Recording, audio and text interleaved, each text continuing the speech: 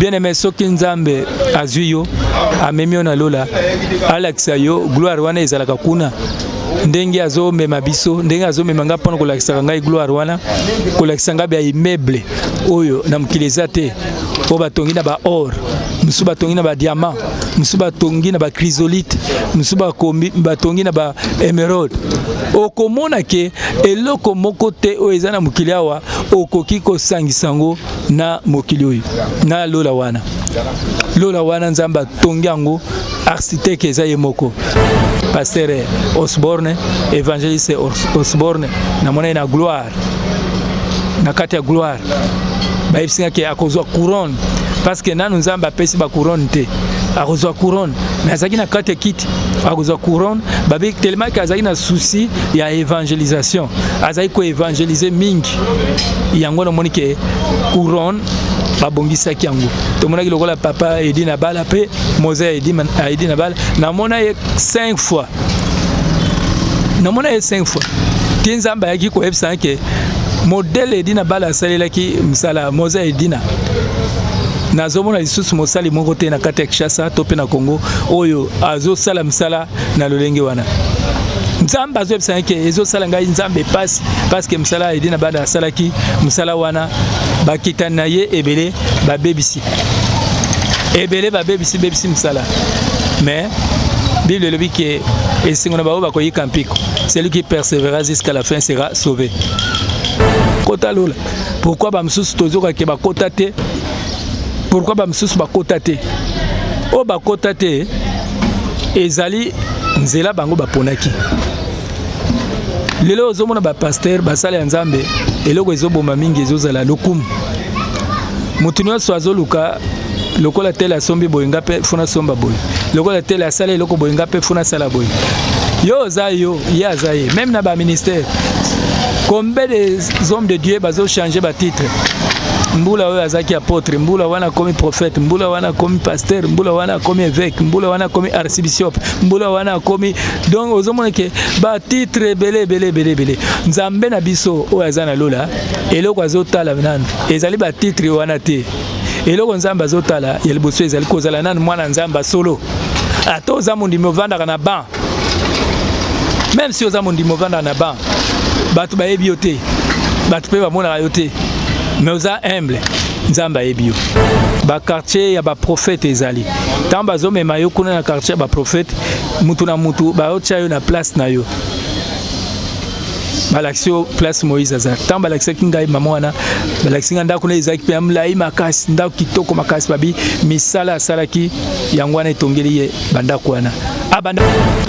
Shalom, peuple de Dieu, alléluia, soyez bénis. Vraiment, tozo continuer à partager nabiso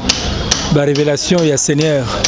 Le lenge nzambe azo continuer ko lobela biso.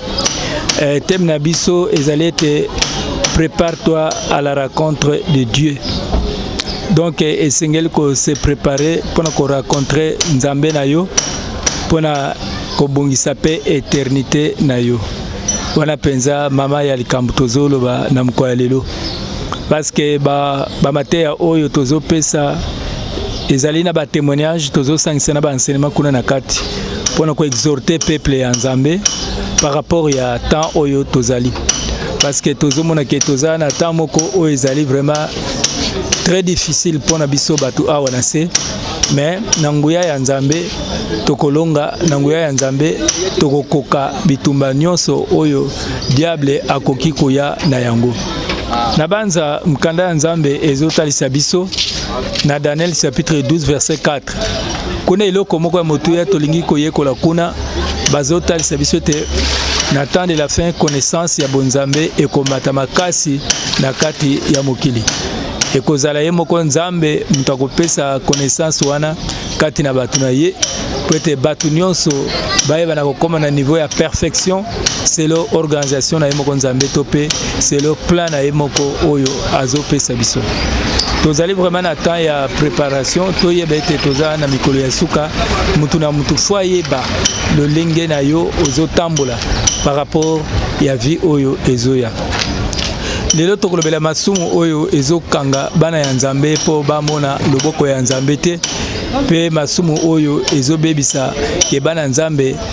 bamona penza bokonzi ya lola te. Nayebi ke sujet na biso ya makasi yango tolobelaka mingi makambo etali eschatologie na sens ya batémoignage. Nayebi ke makambo tolobela awa eza makambo ko préparer bana ya nzambe mpona retour ya Seigneur Jésus-Christ. Retour ya Seigneur Jésus-Christ bato mingi babosana yango. Bana na nzambe mingi bayebaka lisusu te ke Yesu Masia akozonga. C'est pour cela omoni Satan azo continuer ko régner na kati ya mokili tozali, azo continuer ko travailler kati na mokili. Mais liloba na nzambe elakisi biso clair. Babiete tambo ko mona makambo mabe ekoti tina kati ya temple ya nzambe boyebete wana vraiment bokomi déjà na suka. Suka na biso yango tozali tango za mwana na nzambe yebaka na kobongisa bizali na yo, yebaka na kobongisa vi na yo. Olelo na kolobela masumu ezo détruire bana nzambe, masumu ezo sala kati na bato na midele bele. Tozali na masumu ezo travailler na nzela maboko na biso, masumu ya miso ezali, masumu ya matoyi ezali, masumu ya ndenge na ndenge ezali kati na mutu. Nayebi ke Esaïe chapitre 6 verset 1 jusqu'à 5, prophète Esaïe azwaki grâce ya komona makambo ya likolo. Tango Esaïe amoni makambo ya likolo, Nzambe atalisi makambo ya likolo pe amoni Nzambe avandi na trône. Esaïe aleli makasi alobi malheur à moi car j'ai vu le Seigneur et je vais mourir. Parce que la Bible dit, il n'y a personne qui peut voir le Seigneur et rester le même. Donc, bato ebele oyo, babanda komona nzambe, babanda kufa, babanda uzamakama. Mais le Seigneur a salvé sa grâce et tango tozali bana na ye, apesi biso ndingisa, apesi biso mission, ya kopanza ba message na ye na monde entier pour peuple na ye bayeba kobongola mitema. Parce que tozana tango ya suka. Ce qui muto se préparer te et vous allez vraiment passer mingi. Parce que Yesu alingi azonga. Ils allaient vraiment temps oya biso toyeba na komi pesa liboso na ye parce que alingi biso, parce que aponi bomo na yo linga ye pe yo salela ye. De tozana temps moko penza o ezali ya bien pona yo mwana na nzambe. De mondimi nyonso esengeli ayeba na komi bongisa osa la préparation pour le retour ya Seigneur Jésus-Christ. Donc mokonzi na biso aroya kozonga. Et lokola aroya kozonga mutu na mutu esengeli azala prêt pour te mokolo wana osutuka te. Ezali la yo lokola ndoto te bande comme sous bakei mais yo otikali. De yo pe faux à la parmi bato yo bakomata na enlèvement. Et si Yesu akozala yo pe ozala wana parce que ezali grâce, comme ezali grâce mutu na mutu fois sala makasi ya ko profiter. Tozana ta grâce oyo Bible le bité que ceux qui ozana ta grâce faut sala masum parce que nzambe na tango akala ezalaki soki mutu asali sum akufi, so mutu asali mabe babomiye do ezalaki ndengwana masumu nyonso mutu bana osala. Donc nzambe abandaki kobomba bato kaka ndenge wana. Mais lelo oyo nzambe asali grâce na nzela ya Yesu Masia lokola kolo Yesu aye kokufela biso na ekulusu aye kolongola liwa ye oyo bato babandaki kokufa ki ata mutu asali sumbala moko akufi mawa nzambe ekiti. Mais lelo oyo bato mingi bazo profiter na faiblesse wana ya kosala masumu ya kolobete ata na sali nanga masumu likambo ezate parce que nzambe abomaka na lisusu te aboma ngai te nzambe akolimisa ngai. Soki tozo vivre na mokili awa même si ba mabe ezali tozo continuer ko vivre parce que nzambe alingi te yo okende kozika na moto, nzambe alingi te okende kozwa ba problème na lifelo ayokelaka biso mawa azosunga biso. Donc grâce à apesi biso ezali grâce toyeba na ko profiter na yango pour un jour mutu na mutu amona bokonzi ya likolo parce que bit na biso ya kosambela nzambe eza yango wana. C'est le Matthieu 6:33. Cherchez premièrement le royaume des cieux et toutes choses vous seront données par-dessus. awa bazotasa biso na kati ya Thessaloniciens 1 Thessaloniciens 4 kuna bazolakisa biso na verset 2 tina 5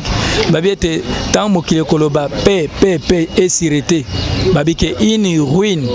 soudaine les surprendra tant bato bakoloba ke kimia ekoti na mokili nde na tango wana pasi moko ya makasi ekoya kokota na kati ya mokili e mutu moko te akoyeba kosupporter parce que déjà ba époque nyonso esi eleki bilembo nyonso esi alobaki tozomona yango donc tozaba wana pona ko se préparer kuna bazolakisa biso te mokolo wana tango akoya te lokola moyibi pona biso bandimi mais Jésus-Christ akoya lokola moyibi pona ba païen babi que vous n'êtes pas de ce monde et vous n'êtes pas des ténèbres, vous êtes les fils de la lumière et comme nous sommes les fils de la lumière, lui aussi il est la lumière donc tokomona ye Bible libete le lenge azalaki le lenge pe biso pe tozali ndenge yaza ndenge yoza yangwana sikoyo pokoma na kati ya image ya Nzambe ekosenga na yo otambola kaka na crainte ya Nzambe parce que Jésus-Christ a sala lisumu te Yesu Masiya asala masumu te masumu ya banda komona kati na mokili awa tango azongo bato bazokufa na masumu wana yango wana asalaki grâce ke ye moko en personne po atindaki ba prophète bakokaki te yango wana elobi na kati ya Apocalypse 5 verset 1 jusqu'à 7 babi ke Jean abandi koloba Jean alobi ete j'ai vu le ciel ouvrir et lorsque le ciel s'ouvrit j'ai vu les fils de Dieu. Abi, j'ai vu aussi les anges, les 24 veillards. Ils ont commencé à crier gloire soit rendue à Jésus-Christ qui est le roi des rois. Babi, qui est digne d'ouvrir les livres et d'en rompre les sceaux? Il n'y a personne dans les cieux, même sur la terre, peut ouvrir ces livres et de rompre les sceaux. Babi, que nalola pe na mabele mutu moko te oyo azana nguya ya kofongola livre wana pe kotala baso livre ezaki na 7 so moko te akokai kofongola yango mais babi ke ezaki na lion de la tribu des Juda moko atelemaki o azaki na capacité ya kofongola yango wana ozomona te babi pour honorer Dieu il faut honorer Jésus-Christ pour louer Dieu il faut louer Jésus-Christ. Pour adorer Dieu, il faut adorer Jésus-Christ. Donc, muto ya lubike a adorer Nzambe. Bandana na ko adorer Jésus-Christ. Parce que Jésus-Christ ye azan Nzambe na biso oyo azana nguya nyonso. Donc il faut adorer Jésus-Christ parce que Nzambe azali mokonzi monene Nzambe azana nguya nyonso mais ami kitisa azui forme ya Jésus-Christ lokola fils de Dieu pona koya ko sauver humanité pona koya ko sauver yo muto pengwaki yango moni soki lelo oyo azozwa biso komema biso na lola lokola bande comme si bopozaki ba question par rapport à makambo etali lola peli felo yango tozo continuer ko répondre bino pour mutu na mutu comprendre que non par rapport à ba question bopozaka zonga kapona ko répondre mutu na mutu azala satisfait ou a comprendre kiti aiba ko comprendre donc Jésus-Christ ayaki kati na mukili awa étant que mutu babi qu'il était 100% homme et 100% esprit azalaki 100% mutu 100% molimo ayebi komema passe ya yo amemi yango na ekulusu amoni passe pona yo atiki gloire bien aimé soki Nzambe azwi yo amemi yo na lola alakisa yo gloire wana ezalaka kuna ndenge azomema biso ndenge azomema nga pona kolakisa ngai gloire wana kolakisa nga bya immeuble oyo na mokili eza te po batongi na ba or musu batongi na ba diamant musu batongi na ba chrysolite musu batongi na ba emerald okomona ke eloko moko te oyo eza na mokili awa okoki kosangisa yango na mokili oyo na lola wana Nzambe atongi yango architecte eza ye moko atongi yango na gloire mais tala na mutu oyo aza roi des rois andimi kotika kembo wana atiki trône aye kokufa na se po kaka yo bika po atindaki ba prophète bato babanda ndima te bazoboma bantaba bameme ezobikisa bato te makila wana ezalaki kaka mpona kozipa masumu soki moto asali lisumu donc makila wana bantaba ubia bameme ezozipa me ezolongola masumu te. Lorsque Yesu aye na mokili awa aye sikoyo mpona kolongola masumu makila na sikoyo eza na nguya ya kolongola masumu eza na nguya ya kolongola makambo nyonso ezali ya mabe impurité nyonso. Lelo soki mutu azozwa clean mutu azwi savon clean ou bien ozwi saba tango ozwi saba wana savon wana osaleli yango olobi ke ezosokola bilamba donc ezolongola basalite donc makila ya Jésus Christ yango wana eza na nguya parce que lorsque bazoboma Jésus Christ bato mususu babandi ko crier Pilate abete mais Yesu wana asali le côté bino bolingi to bomé pona ni nabite bato nyonso ba crier bobo maye poete makila na ye etanga likolo na biso na bana na biso yango wana tozali na tina ya kobelela tous les jours na babota na biso makila wana Yesu ezingila kabanda kuna biso makila wana Yesu esala kamsala parce que 3 jours akufi pe asekwi sima 3e jour asekwi tango asekwi nde akeiko bongisela biso esika selo ndenge atalisi biso na kati ya Jean 14 verset 1 jusqu'à 3 abi je vous prépare une place pour abandaki na nebandela lobike ne vous inquiétez de rien abi ne soyez pas troublés que votre cœur ne se trouble point croyez en Dieu et croyez en moi il y a plusieurs demeures dans la maison de mon père si cela n'était pas je vous l'aurais dit abi soki ezalaki te mbele na ebisaki binote lelo oyo ba contradiction eza mingi na kate mokili na mona ki bandeko moko ba posaki ba question pona kolobete est-ce que vraiment bino bozondima ke na lola penza Nzambe kuna atonga bandako Nzambe asala bandako kuna na lola porque vraiment na lola eza la vie lokola vie oyo pe biso bato tozomene awa na se bato baba na kotambola bato baba na kosambola soki misala soki ni alors que biso toyebi ke bato bazaya kolala Nzambe aloba te ke soki mutu akufi nde alali libela eza bongo te nzoto oyo nde ezolala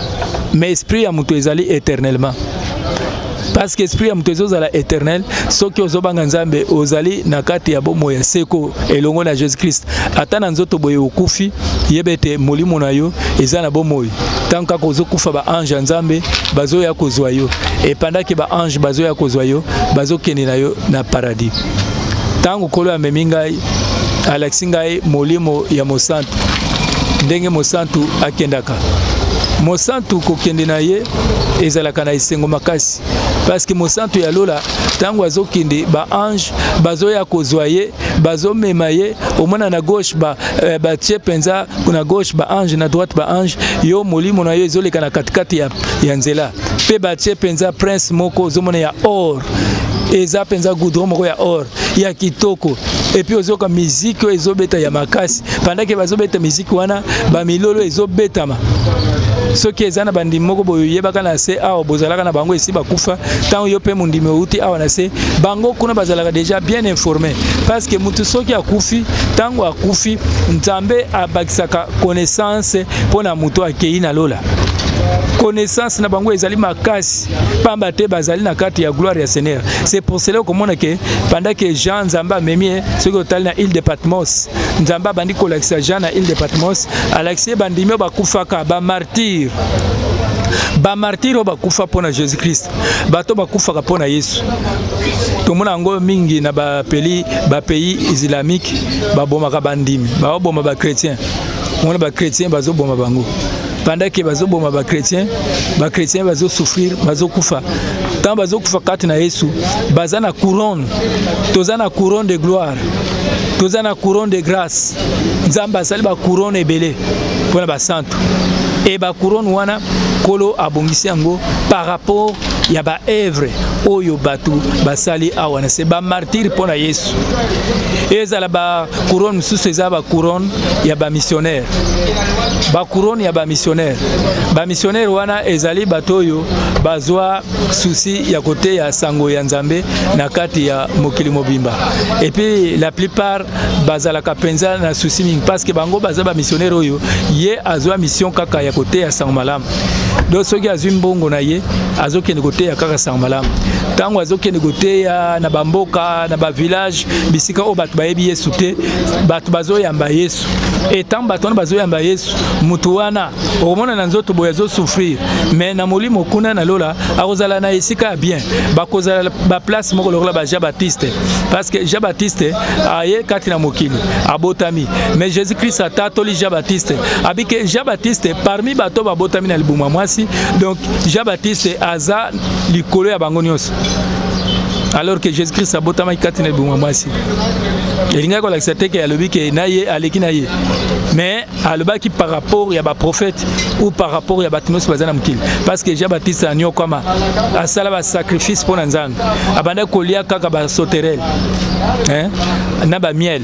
biloko wana nde ezalaki vie ya Jean Baptiste donc mosala Nzambe eza mosala moko ya passe muto oyo ndi mosala ya Nzambe ezala za pasteur évangéliste ou bien prophète fondi ma sacrifice parce que sacrifice wana bandi et pas ne moko Nzambe Jésus Christ aza sacrificateur en même temps aza roi aza pe prophète anyokwama po yobika amona pasi po yobika nde omoni ke ba missionnaire wana bakenda kote ya bongo Nzambe alakisanga ke bango bazali bato ya kembo eza na ba couronne moko ya kitoko lokola ndenge na lobela kape tour moko pona makambo etali pasteur Osborne évangéliste Osborne na mona na gloire na kati ya gloire ba ebisinga ke akozwa couronne parce que nanu Nzambe apesi ba couronne te akozwa couronne mais azaki na kati kiti akozwa couronne babi tellement que azaki na souci ya évangélisation azaki ko évangéliser mingi yango na moni ke couronne babongisaki yango tomonaki lokola papa edi na bala pe Moses edi na bala na mona ye 5 fois Nzambe yaki ko ebisa ke modèle edi na bala salelaki msala Moses edina nazomona lisusu mosali moko te na kati ya Kinshasa to pe na Congo oyo azosala msala na lolenge wana Nzambe azobisa ke ezosala ngai Nzambe pasi parce que msala edina bala asalaki msala wana bakitana ye ebele babebisi bebisi msala mais Bible le dit que esingo na bao bakoyika mpiko celui qui persévérera jusqu'à la fin sera sauvé. Misala wana ba nyokwami ba Moses edi na bala ba nyokwami makasi pona yango mais bazali na kati ya gloire. Bazana na kati ya gloire. Donc bazana na kati ya gloire parce que Nzambe alingi bango pe basaleki kati na vérité. Na ba papa Jacques Vernon bande ko ebele banda ko poser pe ba question par rapport à ba question na bo poser qui tozo répondre. Po ba msusu banda ko tia tembeke est-ce que vraiment eza solo penza ba pasteur wana ba kota lola. Pourquoi ba msusu tozo ka ke ba kota te? Pourquoi ba msusu ba kota te? O ba kota te ezali nzela bango ba ponaki. Lelo ozomona ba pasteur basala ya Nzambe eloko ezoboma mingi ezozala lokumu. Mutu nyonso azoluka lokola tele asombi boyenga pe funa somba boye. Lokola tele asala eloko boyenga pe funa sala boye. Yo zayo, ya zaye, même na ba ministère. Combien des hommes de Dieu bazo changer ba titre. Mbula oyo azaki apôtre, mbula wana komi prophète, mbula wana komi pasteur, mbula wana komi évêque, mbula wana komi archbishop, mbula wana komi donc ozomona ke ba titre belé. Nzambe na biso oyo azana lola, eloko azotala nanu. Ezali ba titre wana te. Eloko Nzambe azotala, yeliboso ezali kozala nanu mwana Nzambe solo. Ato zamundi movanda na ban. Même si ozamundi movanda na ban, batu ba ebiote. Batu pe ba mona yote. Mais oza humble Nzamba ebio yana mama moko azaka intercesseur na église moko mama wana banda ko prier makasi mama wana soki pasteur azosala campagne mama wana mabolongo na se soki pasteur azana séminaire mama wana mabolongo na se pasteur kuna azolata ba veste pasteur kuna azokomi kumisa wana bazobeta maboko wana donc ba donc gloire pasteur azozo ba gloire azali ne pe pasteur ya mabete azali musala nzamba solo mais comme nzamba azaziste atalaka niveau ya musala pasteur azali kolia bien azotambola na mituka azotambola bien lelo tomona basala ya nzambe baza na vie ya bien mais biloko mosusu nzambe ayebisaki nga nzambe ayebisaki ke na kati ya église soki pasteur abongi bandimi ebele mpe fo babonga soki pasteur akomi bien donc église fo ekoma bien ekozala te pasteur akomi bien église bamembre mosusu baosouffrir tomona bamosusu église pasteur abongi mais bazosoutenir bacatcher bamosusu bazosoutenir baboxer biloko wana nzambe bazosepela nango te mais otala na kati ya église wana baorphelin baza wana bamama veuve baza wana bazangi moto akosunga bango mais pasteur mbongo azokende kosunga baboxer na bacatcher alors que biloko wana eza vraiment biloko moko déplorable na miso ya nzambe nzambe aza na besoin na kati ya église ya nzambe bato baza na bolingo esengo na bamama mosusu oyo basoutenaka basala ya nzambe basoutenaka bamissionnaire parce que soki yo ozali mama mosala ya nzambe ozosala ya nzambe eza kaka te soki obandi oteya nde oza moteyi te mosusu ezali nzambe apesi yo don ya kokaba ou bien nzambe apesi yo don ya kosoutenir basala ya nzambe kosoutenir bamissionnaire le même lipamboli oyo missionnaire akozwa yo mpe kozwa yango loko lisolo ya mama wana banda kofukama tous les jours kobondela mais jour mosusu pasteur azwa vision na kati église pasteur azwa vision amoni nzambe atie de couronne na kati église moko ya mke moko ya mnene siko ba couronne wana ezongela fale bapesa yango na kati église pasteur azokende te couronne fonga nazwa yango bepseke te couronne wana eza yo te nzambe be eza yo te ndenge nini ngai nde mtu naza pasteur nazwa couronne wana te mtu mosusu azwa yango nzamba alakiseta na kwe kuna amoni mama moko afukami mama wana azopela na moto ya bapriere mama wana azosambela makasi bayebiseke omoni couronne wana eza ya mama wana donc mama wana couronne wana ezali ya ye mama wana azwaki couronne wana pasteur alibiki nga mtu naza pasteur homme de Dieu église eza nga ndenge toyebi ke toloba mingi église eza ya ngai moko visionnaire mais nzambe ayebiseke yango te yo couronne na yo eza ya mke omoni ntango yo banda koteya nguya nyonso banda kozwa wana mpona koteya baonction nyonso ozozwa eza bapriere ya mama wana yango wana baéglise basala ya nzambe fo kozala na courage ya kosunga baintercesseur kosalisa bato basala na protocole un pasteur ntango abongi donc na kati église fo bamembre mosusu mpe base retrouver mposa nzambe eza bongo parce que ezali idée ya église primitive. Église primitive, ce que tu as dans carte Actes des Apôtres, chapitre 2, verset 41 jusqu'à 43, babi qu'ils étaient ensemble, unis. Babi, ils partageaient des choses parmi eux. Babanda ko partager biloko soki exemple frère moko akomi bien, monsieur fois comme bien parce que biloko na nzamba lebela ngaki fo bolingwe kota na église.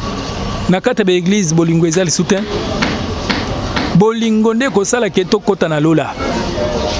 parce que Bible est biso na 1 Corinthiens 13 verset 1 jusqu'à 7 kuna bazola kisa biso ke bolingo nde ezali base ya kokota na lola faut kozana bolingo. Combien de personnes au monde a soki ser moko azati mabe na église bato aseka ye wana azangi bilamba soki frère moko azangi elamba bien babandi ko seka ye alata kaka boyete alata kitoko te kaka modèle na ende yango wana kaka bapesi pe kombo o wana za le sang de Jésus bazui kombo bapesi mutu kapo alata kaka elamba wana alors que nzamba bisoki yo lingi prière no yo kama sunga ka ba veuve sunga borphelin sunga bato ya pasi même ba jeune na yo oko forcer biloko te tangu yo komi ko tosa maloba nzambe oko souffrir na loko te et nzamba kozwa yo en charge nde ozomona ke ba papa wana pasteur wana tangu aloti bongo nde nzamba ayebisi makambo na yeke oui obanda kolata bien mais maman wana banda konyo koma donc tika maman loko amonaki passe yazwa couronne ya mnene yozwa ya mke lola tozala na ba surprise ebele. Maman Nzamba memaki pe na lola Alexis lola ngo amoni ndako ya mnene abandi ko kamu bebsi eke ndako na yo abia solo oui andimi bebsi ezali ya yo misala nyoso salaki bien aimé misala ozo sala lelo un jour omona yango toyebi lisusu ebele toyebi mpe même témoignage ya mama Domitila ntango nzambe apesi émission makambo ebele aloba makambo mingi mama Domitila aloba lelo oyo nzambe azokontinue kolakisa yango parce que baepoke wana bamama Domitila balekaki ti lelo message ekufa na église bamessage ekufa ya kote ya bato makambo alola message ezalaka lisusu te message ekomaki mingi délivrance et prospérité eza nango mabe te mais vraie délivrance ezali kokota lola soki olingi okota lola dimelaka Yesu wana ye nde azali le seul vrai Dieu oyo akobikisa yo libanda na ye mosusu aza te nsima na ye mpe mosusu aza te de yo fo ozala vraiment na kondima epa na ye tiela ye motema e soki otieli motema akoyokisa yo soni te bien aimé tozali na ntango moko mpenza tokomona baévénement ebele na kati ya mokili oyo baévénement eza ebele eza lokola ya ndeko moko mama moko abanda kosalela nzambe mama wana abanda kobenganga azalaki prophétesse tobanda kokende kotika na ye bamapa na prison ya Makala tobanda kokende Makala tobanda kokende kotika peti na baorphelina kotika babiloko ya kolia aservir nzambe tina Amérique azokende kombo na ezalaki mama Philomène Kaseka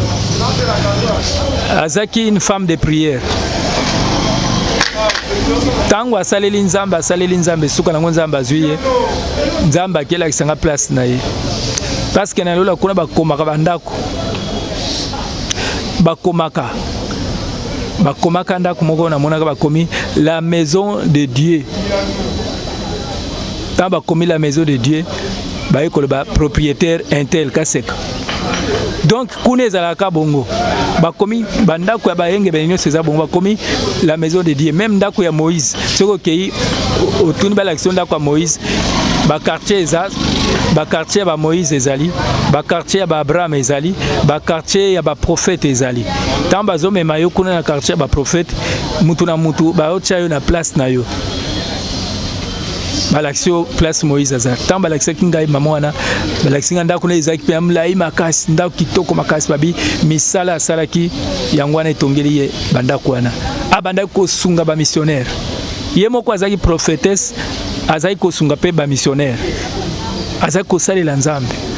azo soutenir bamissionnaire azosala misala ebele alors Seigneur alaksinga place atiaki ya bien esalaka ngai esengo mingi mpona komona makambo ya boye mpona kotatola na kati ya bandimi bayebake lola ezalaka mutu moko te akosa yo bien aimé mutu moko te akosa yo soki mutu ayebi soki lola yango ezalaka te tangise na kati ya Bible mais Yesu alobaki ete je vous préparer une place je vais vous préparer une place nakei kobongisela bino place Jésus-Christ atatolaki yango akei kobongisela biso place abi à la maison de mon père il y a plusieurs demeures soki mutu abi à la maison eza bandako te eza na ndako ya tata donc bandako eza ebele et puis okomona ntango ozotambola na quartier lola bamoyen de transport ya kuna ozomona yango eza na pata na bachar de feu na bacheval blanc mundimi ya solo tango akufi bacheval blanc wana bayaka baye kozwa yo na gauche ba ange na droite ba ange yo na katikati obandi koleka milolo ezobeta ma esengo koto bato bazolela yo kuto ozokipe te okomona tango ozobima okomona bato baolela yo ozomona me okosolola na bango te po okome capable po tango kolo ayeki kozwanga ju mususu aye kozwanga ebisinga ke na bomi yo eloko moko ezaki na kati na nga eloko wana esalaki lokola nani eloko apema ndenge kaka omonaka eloko apema kaka bongo sikoyo na bandi koyoka eloko wana esali ete toboki sikoyo na bikolo elakisi ni nzambe abisinga nazozwa yo na leli nayebisi baintercesseur tozalaki na bango gabi bosimbanga wana naza na kati ya nzoto bien aimé na ebisino ke nzoto ezala nango penza enveloppe nga naza na kati ya nzoto siko nzoto ezala nango nite enveloppe donc oza na kati ozo comme sentir ke naza na kati ya ndako na sentir ke naza na kati ya nzoto penza donc na moni ke ngai mutu siko naza na kati ya ndako mobo nzoka ndako wana eza nde nzoto na nga nde moni ke nzoto ndenge eza boye eza vraiment ndako yango na Bible bi ete votre corps est le temple du Saint-Esprit. Nous autres, on a vu ces alliés pour andako. Les ana ba chambre, les alliés na ba chambre, les ana salon. Batumsusu na kata mitema na bango ba pesa Jésus-Christ c'est tous les chambres étaient. bamsusu Jésus-Christ avanda te na mitema na bango bamsusu bango moko bavanda na kati ya mitema na bango donc tangu na bimi na kati tangu nzamba ekozwa nga ebisinga ke tokende na kei na lola na kei to tambuli abandi olakisa ngai ba matière alakisa ngai ba couronne de gloire, ba couronne de grâce, ba couronne d'honneur, pour ba couronne pesa midele bele, ba couronne d'honneur, msusu ezo ngenga lokola diamant, msusu ezo ngenga lokola or, msusu lokola saphir, bazo lakisa ngango, abi ba couronne wana ezali ya bino basantu. Mwana nanga omoni atana mukili awa bozu biloko mingi te, ozo mona siko biloko na obongisa pona bino. Balasinga tala kuna na moni kolo Yesu atelemi tango atelemi asali basali cité moko boy siko na tuni me cité wana na omono ndire pe aneti na mukili basinga cité wana ezape cité yanga Yesu masena bongisi oyebi ndenge bo sala ba témoignage milimu ebelezo bongo le mitema wana cité na bango na zo bongisi parce que les âmes nene les âmes vraiment 80 plus fois que monde tozali les âmes nene makasi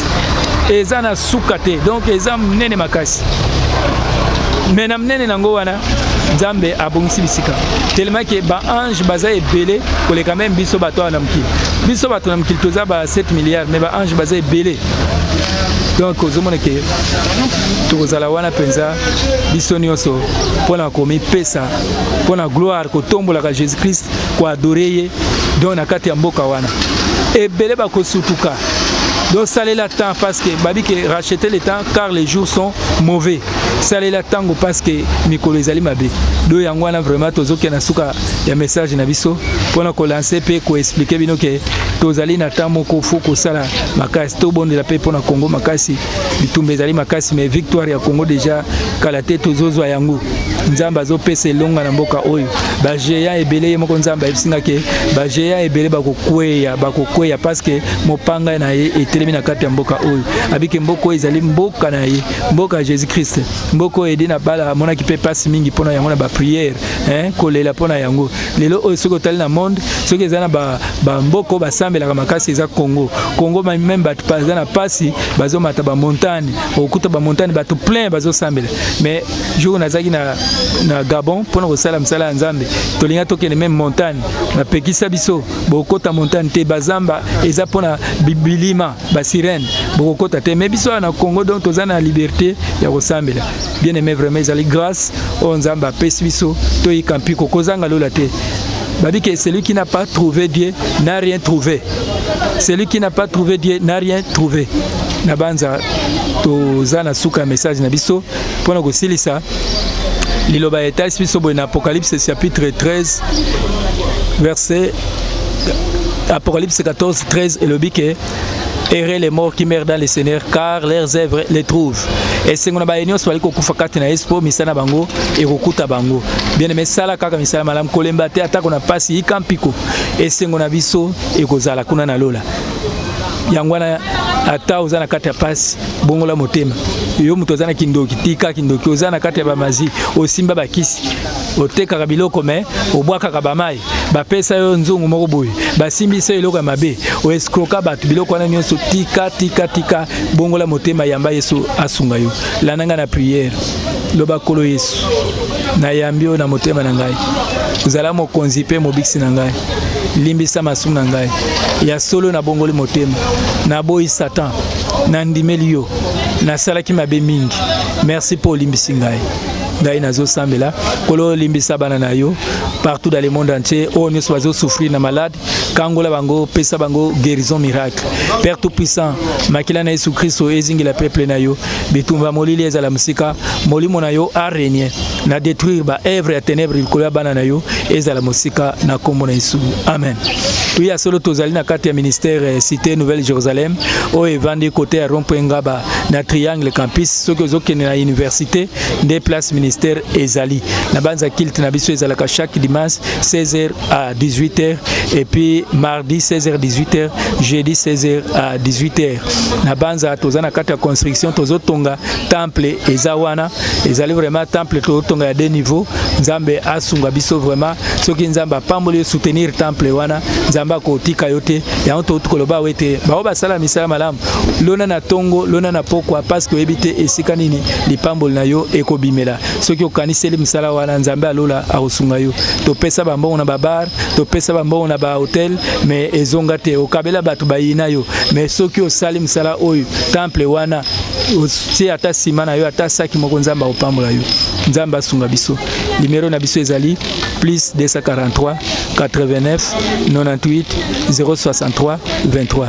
plus 243 89 98 063 23. Shalom, shalom, alléluia.